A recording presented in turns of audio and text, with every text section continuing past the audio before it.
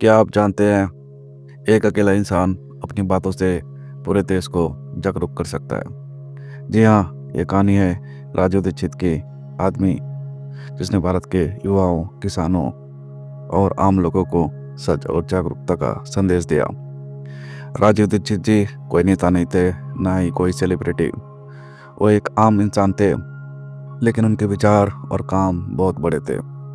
उन्होंने भारत की आत्मनिर्भरता, हमारी संस्कृति और विज्ञान पर गर्व करने की शिक्षा दी। उन्होंने देखा कि देश धीरे धीरे विदेशी कंपनियों और आधुनिक विज्ञान के दबाव में अपनी जड़ों से दूर जा रहा था, और उन्होंने ठाना कि वह सच का संदेश फैलाएंगे।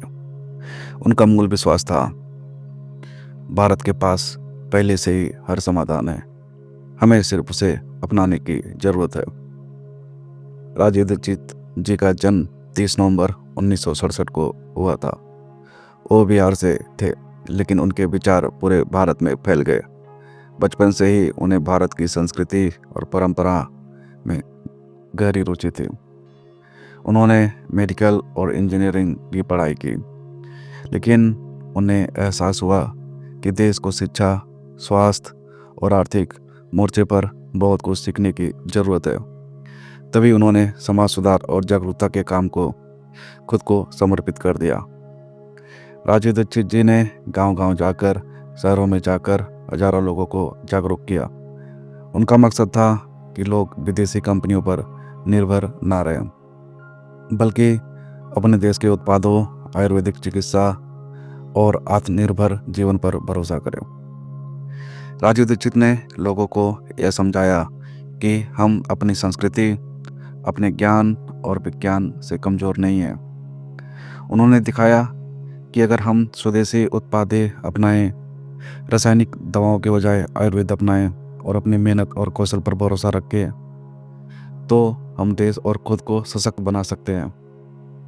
एक बार उन्होंने छोटे गांव में भाषण दिया।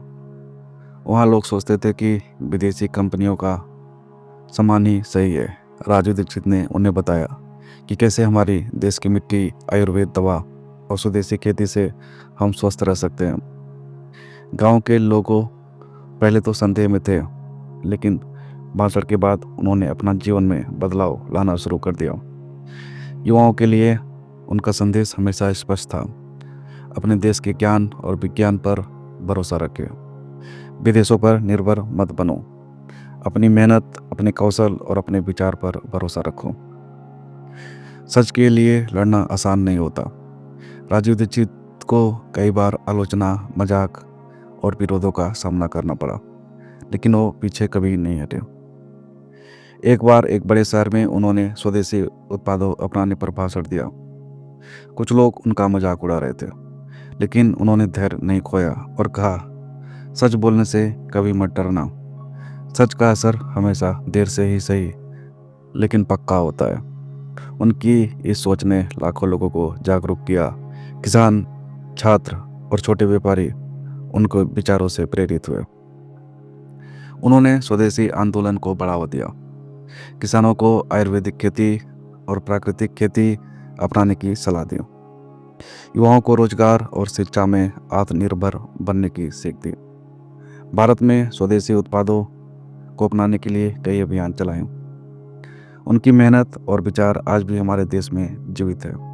उनके भाषण, उनकी किताबें और उनके विचार लाखों लोगों तक पहुंच रहे हैं। अब सवाल यह है, हम राजीव दीक्षित जी से क्या सीख सकते हैं? हम राजीव दीक्षित जी से 4 बहुत ज़रूरी चीज़ सीख सकते हैं।